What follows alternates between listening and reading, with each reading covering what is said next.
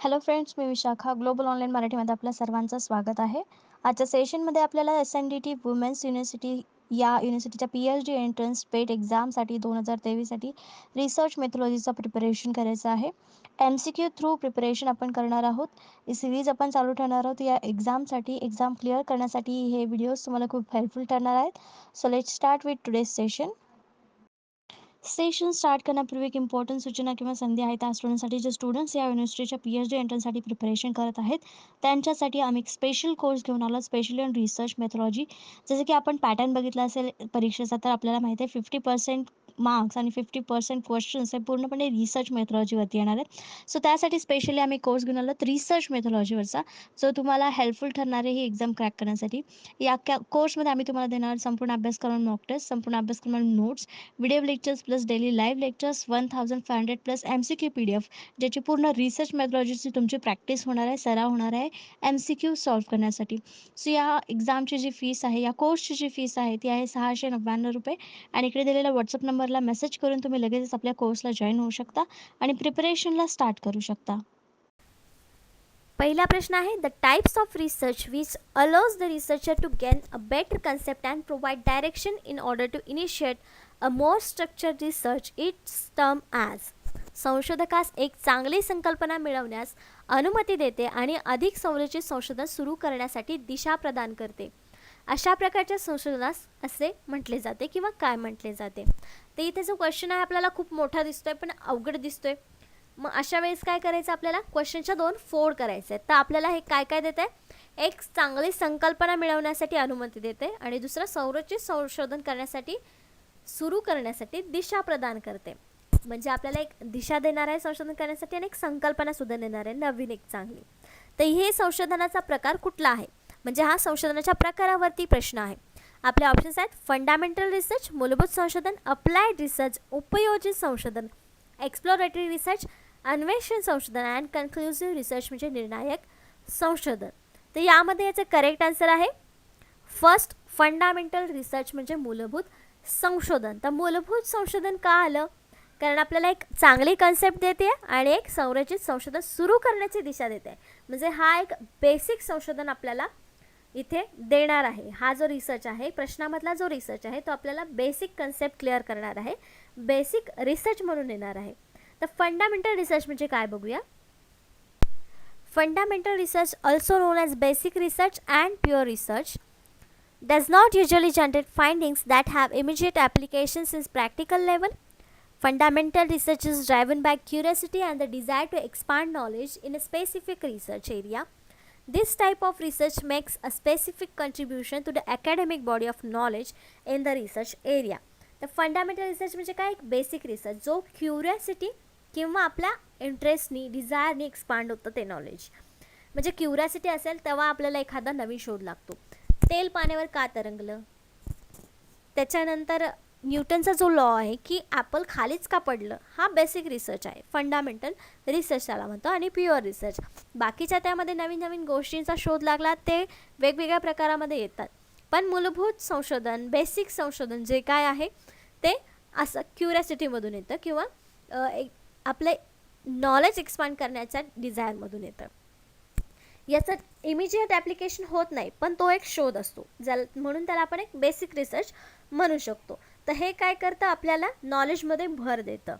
हे एक फंडामेंटल रिसर्चचं वैशिष्ट्य आहे असं आपण म्हणू शकतो. तर आपली फंडामेंटल रिसर्चची कन्सेप्ट क्लिअर झाली असेल. Next question, the sampling techniques under which population is divided into mutually exclusive groups and the researcher's drawn sample is called. नमुना तंत्र, ज्याच्या अंतर्गत लोकसंख्या परस्पर विशेष गटामध्ये विभागली गेली आहे आणि संशोधक नमुना काढतो आहे. तर जेव्हा आपल्याला सॅम्पलिंग मेथड्स किंवा सॅम्पल निवडायचे असतात तेव्हा आपण एका पॉप्युलेशनमधून ते निवडत असतो. मग त्याच्यावरून वेगवेगळे प्रकार पडलेले आहेत, जे स्ट्रॅटिफाईड sampling, cluster sampling, snowball sampling आणि कोटा सॅम्पलिंग. हे जे काय प्रकार आहेत ते सगळे आपले सॅम्पलिंग टेक्निक्स आहेत किंवा सॅम्पलिंग टेक्निकचे प्रकार आहेत. तर आपल्याला प्रश्नामध्ये दिलेलं आहे की which population is divided into mutually exclusive group. नमुना तंत्र ज्याच्या अंतर्गत लोकसंख्या परस्पर विशेष गटामध्ये विभागली घेतली आहे. तर तो नमुना प्रकार कोणता? आपले ऑप्शन्स आहेत stratified sampling, cluster sampling, snowball sampling and quota sampling. त्याचं करेक्ट आन्सर आहे क्लस्टर सॅम्पलिंग. क्लस्टर सॅम्पलिंग म्हणजे काय ते आपण बघूया. What is cluster sampling? Cluster sampling is a probability sampling techniques where the researchers divide the population into multiple groups, that is cluster for research. तर आपल्याला माहिती आहे प्रोबॅबिलिटी आणि नॉन प्रोबॅबिलिटी प्रकार आहेत जे आपल्याला सॅम्पलिंग निवडण्यासाठी मदत करतात किंवा सॅम्पलिंगसाठी हे दोन प्रकार आहेत. आणि प्रोबॅबिलिटी सॅम्पलिंगमधला एक प्रकार आहे ज्याला आपण क्लस्टर सॅम्पलिंग म्हणतो. तर त्याच्यामध्ये आपण काय करतो, आपले सॅम्पल्स निवडण्यासाठी टेक्निक्समध्ये पॉप्युलेशन मल्टिपल ग्रुप्समध्ये डिवाइड करतो, वेगवेगळे ग्रुप्स तयार करतो ज्याला आपण क्लस्टर्स असं म्हणतो. Researchers then select random groups with the simple random or the systematic random sampling techniques for the data collection and data analysis. तर डेटा विश्लेषण करण्यासाठी किंवा समजून घेण्यासाठी त्यातली टेक्निक यूज करण्यासाठी जेव्हा आपण वेगवेगळे ग्रुप सिलेक्ट करतो किंवा बनवतो त्यातले रँडम ग्रुप किंवा सगळेच एका पाठोपाठ एक सोडून एक असे जे रँडम सॅम्पलिंग्स घेतो आपल्याला हवे ते अभ्यास करण्यासाठी किंवा डेटा कलेक्शनचं ॲनालिसिस करण्यासाठी, त्यातून मग आपण निवडतो. ते क्लस्टर सॅम्पलिंग म्हणजे काय तर मल्टिपल ग्रुप्स बनवणं आणि नंतर मग त्यातून आपण रँडम ग्रुप्स कुठले पण सॅम्पल म्हणून निवडू शकतो. Example, researchers want to conduct a study to जज the performance of sophomores in business education across the US. It is impossible to conduct a research study that involves the students in every university. Instead, by using cluster sampling, the researchers can club the universities from each city into the one cluster. तर इथे example काय दिलेलं आहे आपल्याला की US जे education आहे त्याच्यावरती जर आपल्याला किंवा त्यातल्या युनिव्हर्सिटीमध्ये जे स्टुडंट्स अभ्यास करत आहेत त्यांच्यावरती अभ्यास करायचा आहे. मग हे आपल्याला शक्य आहे का तिथल्या सगळ्याच युनिव्हर्सिटीच्या स्टुडंट्सचा डेटा गोळा करणं? नाही. मग आपण तिथे क्लस्टर सॅम्पलिंग करणार, वेगवेगळ्या युनिव्हर्सिटीमधले थोडे थोडे स्टुडंट्सचा अभ्यास करणार आणि त्याला मग आपण एकत्र क्लब करून जो काही आपला निष्कर्ष असेल, रिझल्ट असेल प्रत्येक युनिव्हर्सिटीमधून तो एक क्लस्टर निवडून त्याच्यातून सॅम्पल म्हणून निवडून जो काही निष्कर्ष निघणार आहे तो आपला रिसर्च कन्क्लुजन असणार आहे किंवा रिसर्चचा रिझल्ट असणार आहे. अशा प्रकारे हे क्लस्टर सॅम्पलिंग आपण यूज करत असतो. Next, third question. A logic which includes drawing, culmination, inference from a given list of certain facts is एखादा तर्क ज्यामध्ये रेखाटण्यातील कळस विशिष्ट तथ्य दिलेल्या सूचीमधून अनुमान समाविष्ट केले गेले आहे. तर ते कशा प्रकारचं रिझनिंग असणार आहे किंवा ते कशा प्रकारचं फॅक्ट असणार आहे, ड्रॉइंग कशा प्रकारचं असणार आहे, ते लॉजिक कसं असणार आहे. ऑप्शन्स आहेत deductive reasoning, inductive reasoning, abductive reasoning and critical thinking. यापैकी याचं करेक्ट आन्सर असणार आहे डिडक्टिव्ह रिझनिंग. तर आपल्याला डिडक्टिव्ह रिझनिंग म्हणजे काय आहे ते समजून घ्यायचं. आपलं करेक्ट आन्सर इथे का आलं ते पण बघून घेऊया. Deductive reasoning conclusion guaranteed. इथे कन्क्लुजन आपल्याला पक्क मिळतं जेव्हा डिडक्टिव्ह रिझनिंग असतं तेव्हा. Deductive reasoning start with a certain of general rules and proceed from there to a guaranteed specific conclusion. Deductive reasoning moves from the general rule to the specific application. तर इथे आपल्याला एक line मिळाली म्हणजे त्याच्यातच आपला आन्सर आहे की जनरल रूलपासून ते एक स्पेसिफिक ॲप्लिकेशनपर्यंत पोहोचतात डिडक्टिव्ह रिझनिंगमध्ये. मग आपल्याला तिथे काय सांगितलं होतं की स्पेसिफिक फॅक्ट्स आहेत भरपूर, त्यातून एक कन्क्लुजन किंवा काय आहे ते आपल्याला एक ड्रॉन करायचं आहे, काढायचं आहे, म्हणजे स्पेसिफिक ॲप्लिकेशनसाठी काढायचं आहे. मग ते कशा प्रकारचं लॉजिक असणार आहे ते डिडक्टिव्ह प्रकारचं रिझनिंग असणार आहे. म्हणून आपलं करेक्ट आन्सर तिथे काय आलं तर deductive reasoning. In deductive reasoning if the original assertion are true then conclusion must also be true. तर जे फॅक्ट्स दिलेले आहेत त्याचे कन्क्लुजनसुद्धा ट्रू असणार आहे. फॅक्ट्स नेहमी खरे असतात आपल्याला माहिती आहे, म्हणून इथे कन्क्लुजन देखील कसं येणार आहे, ट्रू येणार आहे. म्हणून आपलं त्याचं करेक्ट आन्सर जे आलं होतं ते डिडक्टिव्ह रिझनिंग आलं होतं. मग आता आपण इंडक्टिव्ह रिझनिंग पण बघून घेऊया सोबतच. डिडक्टिव्ह रिझनिंगमध्ये कन्क्लुजन गॅरंटीड असतं, इंडक्टिव्ह रिझनिंगमध्ये कन्क्लुजन मेअरली लाईकली असतात. Inductive reasoning begins with observation that is specific to limited scope. स्पेसिफिकमधून एका लिमिटेड स्कोपमध्ये इंडक्टिव्ह रिझनिंग येतं. And proceed to generalized conclusion that is likely but not certain in light of accumulated evidence. You should say that inductive reasoning moves from specific to general. तर याच्यामध्ये काय वरती आपण बघितलं की जनरलपासून स्पेसिफिक ॲप्लिकेशनमध्ये येतं डिडक्टिव्ह रिझनिंग आणि इंडक्टिव्ह रिझनिंगमध्ये स्पेसिफिक टू जनरल येतं. हा दोन्हीतला फरक जरी आपल्याला समजला तरी आपण कुठला डिडक्टिव्ह रिझनिंग आहे आणि कुठला इंडक्टिव्ह रिझनिंग आहे हे सहज करेक्ट आन्सर देऊ शकतो. त्याच्यानंतर आहे abductive reasoning, taking your test best shot, conclusion guaranteed, conclusion mere likely and taking your best shot. आता या दोन्हीपैकी आपल्याला एक बेस्ट शॉट घ्यायचा आहे, तेव्हा हे रिझनिंग आपण वापरतो. Abductive reasoning typically begins with an incomplete set of abbreviation, proceeds to the likeliest possible explanation for the set. जे काय म्हणजे जवळपासचं जे कुठलं सेट असेल एक्सप्लेनेशन करण्यासाठी त्यासाठी आपण हे वापरतो. Abductive reasoning yields the kind of daily decision making that does its best with the information at hand, which often is incomplete. जे काही इनकम्प्लीट असतात गोष्टी किंवा ज्याच्यामध्ये डिडक्टिव्ह आहे की इंडक्टिव्ह रिझनिंग आहे हे आपल्याला समजत नाही किंवा त्यातल्या ज्या काही गोष्टी आहेत त्याच्यावरून ते क्लिअर होत नाही, तेव्हा ते अबडक्टिव्ह रिझनिंग असतं, म्हणजे टेकिंग युअर बेस्ट शॉट ज्याला आपण म्हणू शकतो. तर अशा प्रकारचे आहेत 3 कन्सेप्ट आपण क्लिअर केलेले आहेत. नेक्स्ट क्वेश्चनमध्ये किंवा MCQमध्ये कुठे जरी आपण डिडक्टिव्ह इंडक्टिव्ह रिझनिंग वापरला तरी आपण त्याचं एक्सप्लेनेशन अशाच प्रकारे देऊ शकतो. Next 4th question, research studies which determine the frequency with which something occurs or its causal association with something else is called. त्याला काय म्हणतात? रिसर्च अभ्यासामध्ये जे काही घडते त्याची वारंवारिता किंवा इतर कशाशी त्याची सहकार्य करतो त्याला काय म्हणतात? म्हणजे आकडेवारी जी आहे आपली वारंवारिता जी आहे ती कशासोबत तरी कॅल्क्युलेट होते किंवा असिस्टेट होते, तर त्याला आपण काय म्हणू शकतो किंवा त्याचा अभ्यास करणे याला काय म्हणू शकतो? आपले ऑप्शन्स आहेत formulative research, descriptive research, diagnostic research, experimental research. तर आपण याचं करेक्ट आन्सर शोधायचं आहे, पण आपण सुरुवातीला जाणून घेऊया की फ्रिक्वेन्सी काढतो किंवा कॅज्युअल असोसिएशन करतो, काहीतरी सहकार्य असेल ते काढतो, तर ते काय करतो? म्हणजे टाईप्स आहेत रिसर्चचे, त्याच्यामध्ये नेमकं कुठला टाईप असणार आहे? ऑफकोर्स फ्रिक्वेन्सी काढतो म्हणजे तिथे काहीतरी आपण निदान काढण्यासाठी किंवा काहीतरी शोध घेण्यासाठी ते करत असतो, कॅल्क्युलेशन्स करत असतो. मग तो फॉर्म्युलेटिव्ह रिसर्च असेल का? नाही. नवीन काहीतरी फॉर्म होते का त्याच्यामध्ये? नाही. डिस्क्रिप्टिव्ह रिसर्च म्हणजे फक्त आपण डिस्क्रिप्शन करणार आहोत का? जे आपण ऑब्झर्व केलेलं आहे त्याचं डिस्क्रिप्शन तिथे येणार आहे का? नाही. डायग्नोस्टिक रिसर्च बरोबर, फ्रिक्वेन्सी जिथे आहे तिथे आपण कॅल्क्युलेशन्स करून जे काही करेक्ट आन्सर असणार आहे ते आपण काढणार आहे. तिथे आपण एक्सपेरिमेंट करणार नाही, जे ऑलरेडी तिथे प्रेझेंट आहे त्याच्यावरती आपण रिसर्च करणार आहोत आणि त्याच्यावरती आपण निदान करणार आहोत, म्हणजेच डायग्नोस्टिक्स करणार आहोत. म्हणून आपलं याचं करेक्ट आन्सर काय असणार आहे? 3 डायग्नोस्टिक्स रिसर्च, निदान संशोधन. तर इथे आपण काय आपलं करेक्ट आन्सर? तर 3. तर it refers to knowing, diagnostics म्हणजे नेहमी काय? It refers to knowing, knowing म्हणजे माहिती असणं about the health of client, जे काही आपले क्लायंट्स त्याच्या हेल्थबद्दल माहिती असतं, म्हणजे आपला जो काही रिसर्च आहे त्याच्याबद्दल किंवा त्याची माहिती कितपत चांगली आहे त्याच्याबद्दल आपल्याला माहिती असणं. Typically diagnostic research focuses on estimating the sensitivity and specificity of individual diagnostics taste.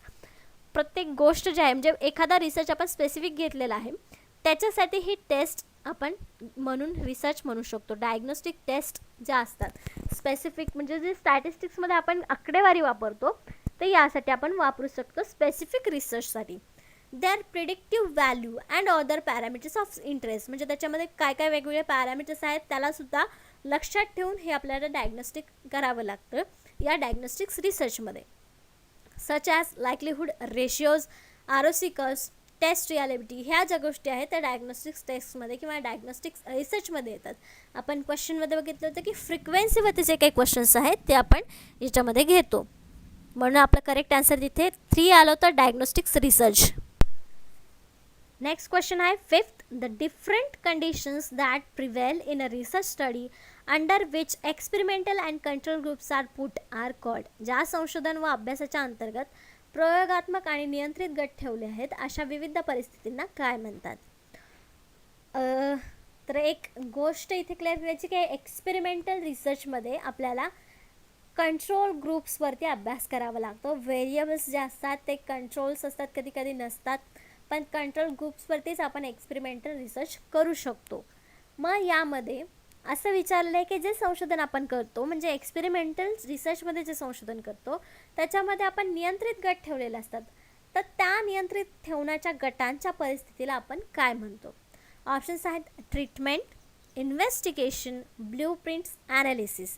Analysis म्हणू शकतो का आपण जिथे प्रयोग करतोय तिथे आपण ॲनालिसिस डायरेक्ट विश्लेषण त्या गटांना म्हणू शकतो का?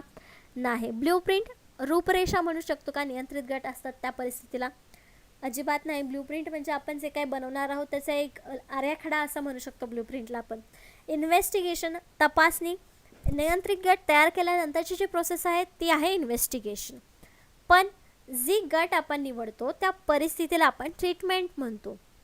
म्हणून आपलं करेक्ट आन्सर इथे आहे first, treatment. In experiments, a treatment is something the researchers administrate to experiment units. म्हणजे जे काही युनिट्स आहेत त्याच्यावरती ॲडमिनिस्ट्रेट करणं म्हणजे त्याच्यावर लक्ष देणं, त्याच्यावर नियंत्रण करण्याचं काम हे या प्रोसेसला आपण ट्रीटमेंट असं म्हणतो एक्सपेरिमेंटल रिसर्चमध्ये. हे आपल्याला लक्षात ठेवायचं आहे की एक्सपेरिमेंटल रिसर्चमध्ये कंट्रोल ग्रुपच्या परिस्थितींना किंवा जो काही ॲडमिनिस्ट्रेशन करायचं आहे त्या सगळ्या प्रोसेसला आपण ट्रीटमेंट असं म्हणतो. नेक्स्ट क्वेश्चन आहे 6th question. The term is used in experimental research to reflect the restrain in the experimental condition. हा शब्द प्रयोगात्मक संशोधनात प्रयोगात्मक परिस्थितीत संयम दर्शवण्यासाठी वापरला जातो. तर संयम म्हटल्यानंतरच आपल्याला याचा करेक्ट आन्सर क्लिक व्हायला पाहिजे. पण एक्सपेरिमेंटल रिसर्चमध्ये एक्सपेरिमेंटल कंडिशन्स यूज करण्यासाठी किंवा कंट्रोल करण्यासाठी कुठल्या गोष्टी वापरतात? संयम दर्शवण्यासाठी कुठल्या गोष्टी वापरतात? आपले ऑप्शन्स आहेत व्हॅल्यू, अल्टरनेटिव्ह, नॉवेल्टी आणि कंट्रोल. तर संयम दर्शवण्यासाठी एकच गोष्ट आपण इथे सांगू शकतो म्हणून त्याचं करेक्ट आन्सर आहे 4, कंट्रोल, नियंत्रण. म्हणजे कंट्रोल हा शब्द जो आहे तो प्रयोगात्मक परिस्थितीत संयम दर्शवण्यासाठी वापरला जातो. नॉर्मली देखील आपण संयमसाठी कंट्रोल हा शब्द वापरतो आणि प्रयोगात्मक संशोधनात देखील हा शब्द कंट्रोल हा शब्द आपण वापरतो. When conducting an experiment, a control is an element that remains unchanged and unaffected by the other variables. तर कंट्रोल जो आहे तो कुठल्याच व्हेरिएबलनी बदलला जात नाही एक्सपेरिमेंटल रिसर्चमध्ये. It is used as benchmark or a point of comparison against which other test result are measured. तर ज्या आपल्याला टेस्ट मेजर करायचे असतात रिसर्च एक्सपेरिमेंटल रिसर्चमध्ये तर तिथे हे बेंचमार्क करतात. कंट्रोल्स जे असतात ते बेंचमार्क करतात किंवा ते आपल्याला चांगला रिझल्ट देण्यासाठी मदत करत असतात controls in experiment. Next question आहे 7th. The ones that have a strong contingent effect on the relationship between and independent and dependent variables. स्वतंत्र आणि अवलंबित परतंत्र चल यांच्यातील संबंधावर तीव्र आक्रमक प्रभाव पडतो. कशाचा किंवा त्या गोष्टीला काय म्हणतात? या दोन्हीवरती तीव्र म्हणजे अगदी हार्ड प्रभाव पडतो, कॉन्टिजंट इफेक्ट पडतो दोघांच्या रिलेशनशिपवर. तर त्या गोष्टीला किंवा त्या प्रोसेसला काय म्हणतात किंवा ते व्हेरिएबल कसे असतात? ऑप्शन्स आहेत dependent variable, independent variable, moderating variables आणि 4 आहे एक्स्ट्रेनियस व्हेरिएबल. त्याचं करेक्ट आन्सर आहे मॉडरेटिंग व्हेरिएबल्स. आपल्याला लक्षात ठेवायचं आहे की दोघांवरती जेव्हा तीव्र इफेक्ट पडतो स्वतंत्र चल आणि अवलंबित चलावरती तेव्हा तो मॉडरेटिंग व्हेरिएबल असतो. आता हा नेमका काय आहे तो समजून घेऊया. A variable in research simply refers to the person, place, thing or the phenomenon that you are trying to measure in some way. The best way to understand the difference between dependent and independent variable is that the meaning of each and implies by the what the words tell us about the variables are the using. The variables म्हणजे काय आहे तर एखादा person जे आपण research करतो त्याच्यामध्ये आपण एखादा पर्सन, प्लेस किंवा गोष्ट जी असते तर त्या गोष्टीला आपण ॲज अ व्हेरिएबल म्हणून वापरतो. मग त्या व्हेरिएबलमध्ये एक व्हेरिएबल आहे, 2 व्हेरिएबल आहेत, डिपेंडंट व्हेरिएबल आहेत की इंडिपेंडंट व्हेरिएबल आहे ते आपण सर्च करत असतो आणि ते आपल्या रिसर्चमध्ये इम्प्लाय करत असतो. तर त्याला आपण व्हेरिएबल्स असं म्हणतो. तर मॉडरेटिंग व्हेरिएबल्स काय असतात तर दोन्हीवरती देखील इफेक्ट करत असतात. इंडिपेंडंट व्हेरिएबल आणि डिपेंडंट व्हेरिएबलवरती दोघांवरती परिणाम करतात असे ते मॉडरेटिंग व्हेरिएबल्स असतात. नेक्स्ट क्वेश्चन आहे 8. A statement about the magnitude, trend or behaviour of the population under study is called. अभ्यासानुसार लोकसंख्येची परिणाम, प्रवृत्ती किंवा वर्तन याबद्दलचे विधान याला काय म्हटलं जातं? तर हा जो प्रश्न आहे तो हायपोथेसिसवरती आहे. हायपोथेसिसचे वेगवेगळे प्रकार आहेत ते देखील आपण बघणार आहोत पुढे जाऊन. पण या प्रश्नामध्ये आपल्याला जे आन्सर मिळणार आहे ते हायपोथेसिस म्हणजे काय नेमकं समजून घेऊया. तर हायपोथेसिस म्हणजे आपण एक गोष्ट अझ्युम करतो, कुठलीही रिसर्च करताना एक गोष्ट अझ्युम करतो की याचा परिणाम असा असावा, आणि त्यानंतर आपल्याला कन्क्लुजन काढून मग ते हायपोथेसिस करेक्ट होतं की चुकीचं होतं, ते कसं करेक्ट होतं, ते कसं करेक्ट नाही, हे आपल्याला कन्क्लुजनमध्ये पटवून द्यावं लागतं. तर इथे एक आपल्याला कंडिशन दिलेलं आहे की अभ्यासानुसार लोकसंख्येचा परिणाम, प्रवृत्ती किंवा वर्तन या पद्धतीचं विधान जे आहे ते हायपोथेसिस कशा प्रकारचं आहे. आपले ऑप्शन्स आहेत नल हायपोथेसिस, शून्य गृहीतक, अल्टरनेटिव्ह हायपोथेसिस, वैकल्पिक गृहीतक, डिस्क्रिप्टिव्ह हायपोथेसिस, वर्णनात्मक गृहीतक, रिलेशनल हायपोथेसिस म्हणजे संबंधित गृहीतक. त्याचं करेक्ट आन्सर आहे डिस्क्रिप्टिव्ह हायपोथेसिस, वर्णनात्मक गृहीतक. का तर यामध्ये लोकसंख्येविषयी आपल्याला वर्णन करायचं आहे, परिणाम सांगायचे आहेत, प्रवृत्ती सांगायची, म्हणजे नेमकं काय करायचं आहे आपल्याला, तर वर्णन करायचं आहे, डिस्क्रिप्शन करायचं आहे. म्हणून हे कसं असणार आहे, डिस्क्रिप्टिव्ह हायपोथेसिस असणार आहे. तिथे आपल्याला डिस्क्रिप्टिव्ह हायपोथेसिसचा प्रकार सांगता येणार आहे. तर ऑप्शन्समध्ये आपण जे जे हायपोथेसिसचे प्रकार बघितले ते समजून घेऊया. The null hypothesis. Null hypothesis म्हणजे काय येणार आहे, is a typical statistical theory which suggest that no statistical relation and significance exist in a set of given single observe variables. जे व्हेरिएबल्स असतात त्याच्यावरती आपण ऑब्झर्वेशन करून हायपोथेसिस मांडत असतो. तर ज्या हायपोथेसिसमध्ये कुठल्याच प्रकारचं स्टॅटिस्टिकल रिलेशनशिप नाही आहे किंवा सिग्निफिकन्स नाही आहे, तेव्हा ते नल हायपोथेसिस असतं. Between two sets of observe data and measure phenomena. म्हणजे ऑब्झर्व आपण किती वेळेस करतो, एक सिंगल वेळेस करतो किंवा दोन सेट्समध्ये करतो, तर त्यामध्ये आपल्याला जो काही रिझल्ट मिळतो, जर त्याच्यामध्ये कुठलाही संबंध नसेल तर ते नल हायपोथेसिस म्हणजे शून्य गृहीतक असतं. नेक्स्ट आहे इन स्टॅटिस्टिकल हायपोथेसिस टेस्टिंग. म्हणजे हे जे काय प्रकार आहेत हायपोथेसिस टेस्टिंगचे, ते स्टॅटिस्टिकल हायपोथेसिस टेस्टिंगचे प्रकार आहेत. तर दुसरा आहे प्रकार alternative hypothesis, is a position that states something in happening, a new theory is preferred instead of an old. नवीन थेरी तिथं ओपन केली जाते किंवा लागू केली जाते जुन्याच्या ऐवजी, तेव्हा त्याला आपण अल्टरनेटिव्ह हायपोथेसिस म्हणतो. It is usually contains with the research hypothesis because it is constructed from literature review and previous studies. तर आपण हायपोथेसिस फॉर्म कधी करतो, कसं करतो, तर ते लिटरेचर रिव्ह्यूवरून करतो. जो एक प्रकार आहे किंवा जो एक स्टेप आहे आपल्या रिसर्चची, लिटरेचर रिव्ह्यू, त्याच्यावरून हे अल्टरनेटिव्ह हायपोथेसिस आपण मांडतो. म्हणजे आपण जे आधी वाचलेलं हायपोथेसिस आहे त्याच्यापेक्षा जरा वेगळं हायपोथेसिस मांडणं, म्हणजे नवीन प्रेफर्ड करणं, तिथे नवीन हायपोथेसिस मांडणं जुन्याच्या ऐवजी, त्याला आपण अल्टरनेटिव्ह हायपोथेसिस म्हणतो. डिस्क्रिप्टिव्ह हायपोथेसिस जे आपला करेक्ट आन्सर होतं आपल्या क्वेश्चनचं, तर काय आहे, is a statement about existence size from the distribution of variables. तर साईज, फॉर्म हे जे काय आपण मांडणार आहोत डिस्क्रिप्टिव्ह हायपोथेसिसमध्ये येतात कुठल्याही प्रकारचा रिसर्चमध्ये. आता इथे आपल्याला काय सांगितलं होतं की लोकसंख्येचा परिणाम, हे सगळं इथे आपल्याला लिहायचं आहे डिस्क्रिप्टिव्ह, म्हणून ते डिस्क्रिप्टिव्हमध्ये आलं होतं. इथे आपल्याला काय काय सांगितलं, डिस्क्रिप्टिव्ह हायपोथेसिसमध्ये काय काय येऊ शकतं, साईज, फॉर्म येऊ शकतं किंवा डिस्ट्रीब्युशन येऊ शकतं व्हेरिएबल्सचं, म्हणून हे डिस्क्रिप्शन हायपोथेसिस आहे. Researchers often use a research question rather than descriptive hypothesis. Research question विचारतात आपण डिस्क्रिप्टिव्ह हायपोथेसिस ऐवजी. Descriptive hypothesis are useful for testing statistical significance. हे कशासाठी यूज करतात, तर स्टॅटिस्टिकल सिग्निफिकन्स यूज करण्यासाठी होतात, आणि त्याच्यामध्ये कुठला संबंध आला नाही तर ते कुठलं हायपोथेसिस असतं, नल हायपोथेसिस असतं. नेक्स्ट आहे a relational hypothesis is a one that suggest variables are related in some way. म्हणजे याच्यामध्ये दोन्ही व्हेरिएबल्समध्ये काहीतरी संबंध आहे, म्हणजे ते रिलेशनल हायपोथेसिस आहे. A casual hypothesis is a one that suggest that a cause and effect. Experimental रिसर्चमध्ये कॉज अँड इफेक्टचा अभ्यास करतो, तर इथे जे आपलं कॅज्युअल हायपोथेसिस आहे ते काय सजेस्ट करतं, कॉज आणि इफेक्ट आपल्याला सांगत असतं. रिलेशनशिप एक्झिस्ट बिटवीन व्हेरिएबल्स, म्हणजे तिथे काहीतरी रिलेशन व्हेरिएबल्समध्ये असतं. नल हायपोथेसिसमध्ये दोन्हीमध्ये काहीही संबंध नसतो, आणि रिलेशनल हायपोथेसिसमध्ये दोघांमध्ये काहीतरी संबंध असतो. An example of relational hypothesis is that significant relationship exists between smoking and obesity. उदाहरणार्थ काय दिलेलं आहे की त्यांनी स्मोकिंग आणि ओबेसिटी या दोन्हीमध्ये काहीतरी रिलेशन आहे, म्हणजे ते एक रिलेशनल हायपोथेसिस आहे असं आपण म्हणू शकतो. हे एक्झाम्पल त्यांनी आपल्याला दिलेलं आहे. नेक्स्ट क्वेश्चन आहे 9th. Which principle advocates the simultaneous or the sequential use of qualitative and quantitative method of investigation. तपासणीचे गुणात्मक आणि परिणात्मक पद्धती एकाच वेळी किंवा अनुक्रमिक वापराचे तत्व समर्थन करते. तर इथं एक तत्व आहे ज्यामध्ये क्वालिटेटिव्ह आणि क्वांटिटेटिव्ह दोन्ही मेथडचा वापर आपण करतो रिसर्चमध्ये. तर ते तत्व काय आहे हे आपल्याला सांगायचं आहे. आपल्याला माहिती आहे रिसर्चमध्ये हे दोन प्रकार आहे, क्वालिटेटिव्ह अँड क्वांटिटेटिव्ह मेथड्स. तर त्यामध्ये हे दोन्हीचाही वापर केला जातो. काही रिसर्चमध्ये हे दोन्हीही वापरले जातात. तर त्याचं तत्व काय आहे किंवा कुठल्या तत्वाचं समर्थन करते? ऑप्शन्स आहेत principle triangulation, principle of validity, principle of research design, principle of testing, चाचणीचं तत्व.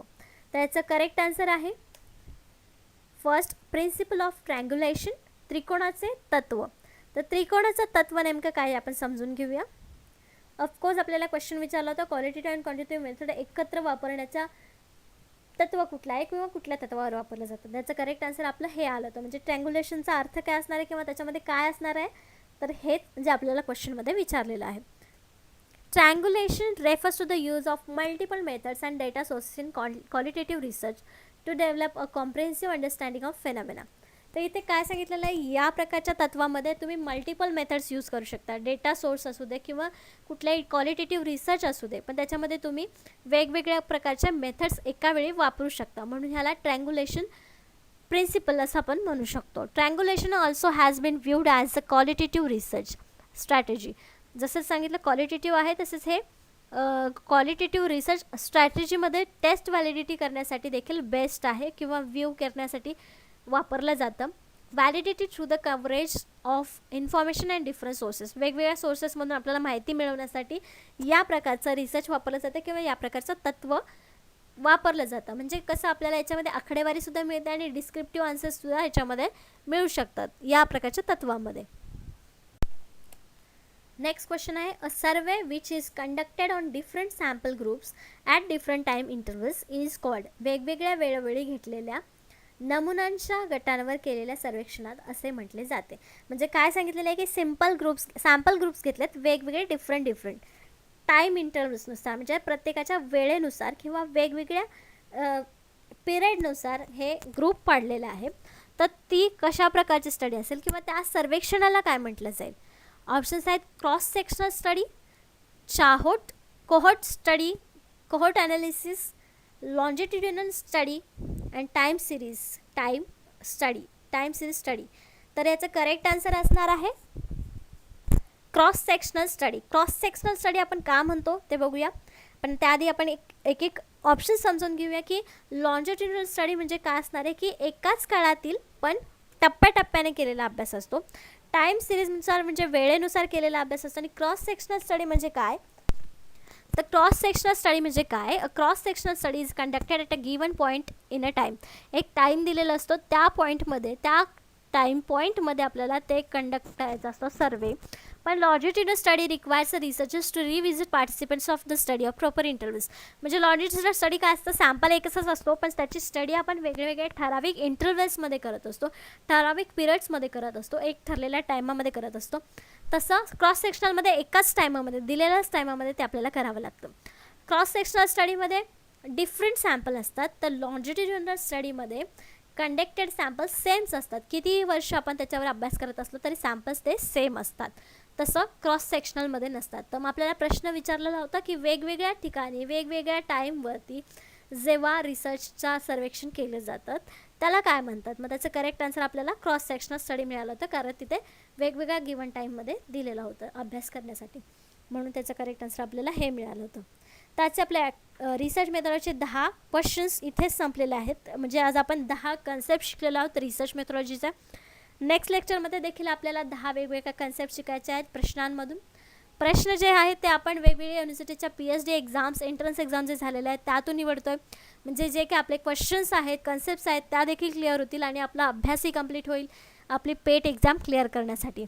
अशा प्रकारे आपण नेक्स्ट लेक्चरमध्ये देखील 10 क्वेश्चन्स 10 कन्सेप्टसोबत बघणार आहोत. आजच्या सेशनसाठी धन्यवाद.